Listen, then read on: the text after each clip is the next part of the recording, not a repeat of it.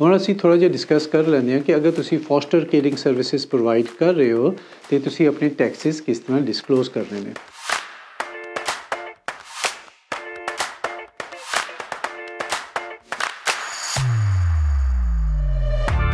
याद रखो कि अगर तुसी फॉस्टर केयरर हो तो HMRC के टैक्स परपज़ वास्ते तुसी सैल्फ इंपलॉयड कंसिडर होगे।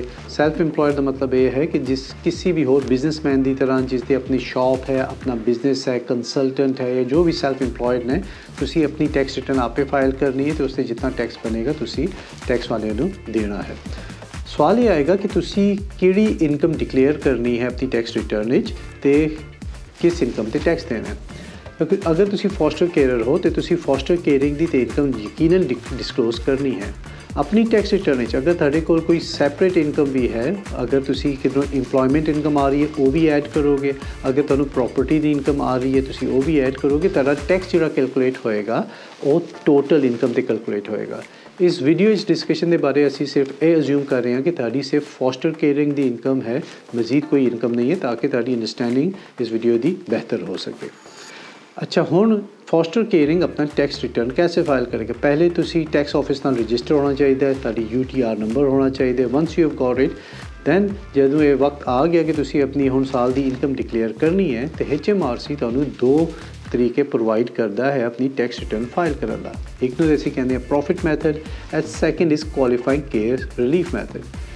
प्रॉफिट मैथड ये हो गया कि तुसी अपनी फॉस्टर केयरिंग की तमाम इनकम, तमाम खर्चे अपना रिकॉर्ड रखना है, लाजमी रखना है, और उसके बाद कैलकुलेट किया जाएगा कि तुसी मुनाफा कितना कमाया, उस मुनाफे दे उत्ते तुसी टैक्स दे दोगे।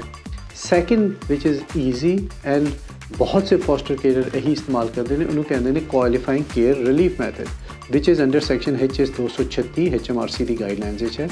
ना क्वालिफाइंग केयर रिलीफ की होंदा है कि तुहानू चंद अमाउंट की एग्जैम्पशन मिल जाती है, तुहानू उस पर टैक्स नहीं पे करना पड़ता। क्वालिफाइंग केयर रिलीफ 2 पार्ट्स मुनकसम है। पहला पार्ट ये है फिक्सड अमाउंट, दूसरी पार्ट ये है जी वीकली अमाउंट है। फिक्सड अमाउंट का मतलब ये है कि तुसी जिस हाउस होल्ड तुसी फॉस्टर केयरिंग प्रोवाइड कर रहे हो तुहानू 18,140 पाउंड टैक्स फ्री है। रिमेंबर मैं हाउस होल्ड का लफ्ज़ इस्तेमाल किया, इसका मतलब है कि अगर तुसी एक घर 2 बंदे फॉस्टर केयरिंग प्रोवाइड कर रहे हो तो ये 18,140 will be divided by 2।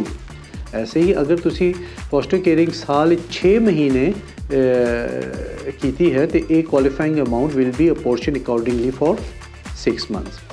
Assuming कि तुसी पूरा साल काम किया है तो 18,140 पाउंड तुहानू फिक्सड अमाउंट एग्जैम्प्ट है।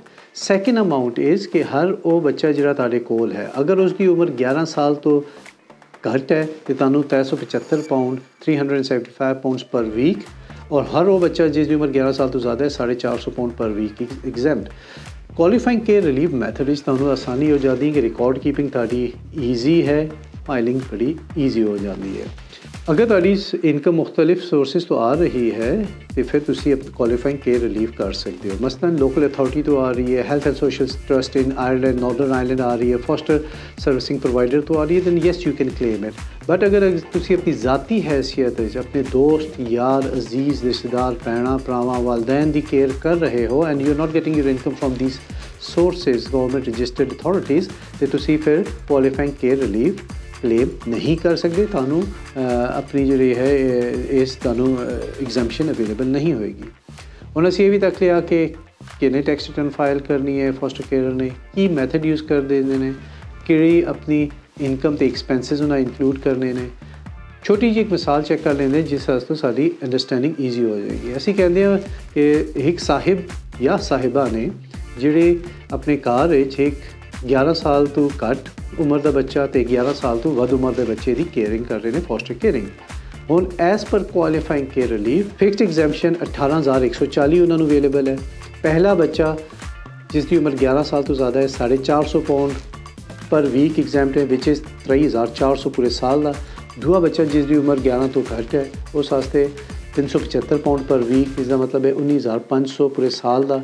तो टोटल 18,000 जमा 3,000 तो जमा 19,500 61,000 पाउंड तुहानू टोटल टैक्स फ्री हो जाएगा। इस वास्ते most of the carriers prefer qualifying care relief. अगर तुहानू इस बारे मज़ीद मालूमात चाहिए है तो तुसी HMRC की वैबसाइट पर HS 236 चैक कर सकते हो, पढ़ सकते हो, बड़ी तफसील उस लिखी है, या तुसी सानू साडे ऑफिस कॉन्टैक्ट करो तो सारे कोलीग्स ताड़ी मदद, हैल्प तो इन्फॉर्मेशन वास्ते मौजूद ने।